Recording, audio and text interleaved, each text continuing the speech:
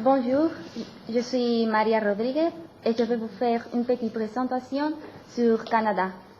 Et vous parler un peu de les principales caractéristiques et c'est lieux que vous devez visiter si vous allez quelquefois là-bas.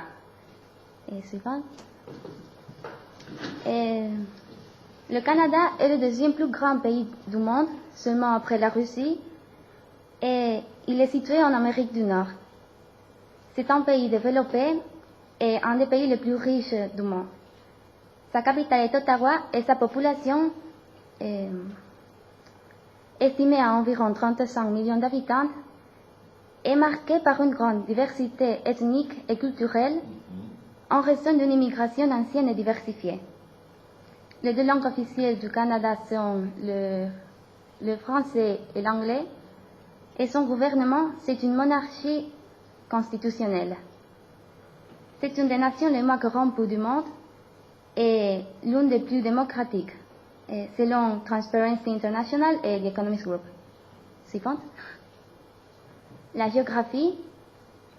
Le Canada est bordé à l'ouest par l'océan Pacifique et l'Alaska, à l'est bordé par l'océan Atlantique. Il est bordé au nord-est par le Groenland et au sud par les États-Unis. Non, pas encore. Retourne. Le nord est recouvert par la calotte glaciaire et le paysage est varié, allant de la toundra arctique du nord aux grandes prairies du centre. À l'ouest se dressent les montagnes rocheuses et au sud-est se trouve la région des Grands Lacs, les chutes du Niagara et le fleuve Saint-Laurent. Et maintenant. On passe ? Oui. Le Canada, c'est un pays charmant pour tous les touristes qui sont intéressés à le visiter parce qu'il y a un certain nombre de merveilles naturelles et artificielles qui sont très voyantes et attrayantes. Et entre tout, j'ai choisi 7 pour vous montrer. La première, c'est la Rocheuse canadienne. Ce sont 5 parcs nationaux placés à la montagne entre les États-Unis et le Canada et qui sont très célèbres pour offrir une grande variété d'activités comme la pêche, la randonnée ou le ski, et tout avec des spectaculaires vues.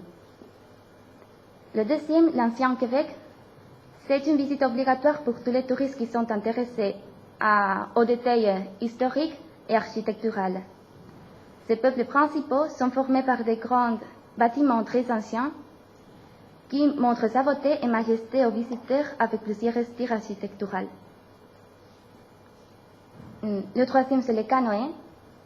Les canoës ont toujours été liés à l'histoire et à la culture canadienne depuis les temps immémoriaux. Et aujourd'hui, tu peux t'amuser en regardant les belles vues pendant que tu traverses le fleuve sur le canoë. Le quatrième, les prairies canadiennes. Ces grandes plaines, fleuves, beaux champs pleins de fleurs jaunes et le radieux ciel bleu offrent un lieu de rêve où tu peux admirer la nature dans sa totalité. Et c'est un intéressant lieu pour les amants de la nature et pour se détendre. Et le cinquième, les chutes du Niagara, ce sont les chutes d'eau les plus belles et puissantes du monde. Ces sont très célèbres pour être le lieu pour passer la lune de miel parfaite. Et en plus, il y a des casinos et des complexes touristiques qui feront le voyage plus agréable et mémorable. Le deuxième, le quai 21, que c'est un ancien terminal maritime transformé en musée national d'immigration du Canada. Il est placé à Halifax et c'est le lieu parfait pour les touristes qui sont intéressés à l'immigration du Canada. Et le dernier, qui sont les igloos. Ce sont des maisons formées par glace et eau de baleine, très célèbres entre les touristes, ainsi que certaines sculptures de glace que tu peux trouver sur ce lieu-là. Et ça, c'est tout. Et ça, c'est tout. Alors, pourquoi tu as choisi le Canada? Est-ce que tu as visité le Canada? Tu connais le Canada? Non, mais j'ai choisi ce travail parce que l'autre jour, j'étais en regardant South Park et en cet épisode, et Cartman et Kyle, si, on était au Canada pour retourner le petit frère de Kyle. D'accord. Alors, c'est pas juste un peu par hasard, non? Tu Oui. voudrais visiter le pays? Tu voudrais visiter le pays? Oui, il me plaît beaucoup. Oui. Vous connaissez le Canada? Non?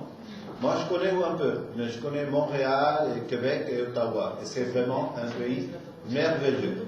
Attention, merveilleux, l'été, le mois d'août. Parce que le reste de l'année, c'est très très froid. En fait, à Montréal, vous pouvez faire votre vie sous des tunnels souterrains pour aller à l'université ou aller n'importe où. Il y a un double des rues souterraines parce que l'hiver c'est très, très dur. Vous avez des questions à lui poser? Non? Voilà, très bien. Oui.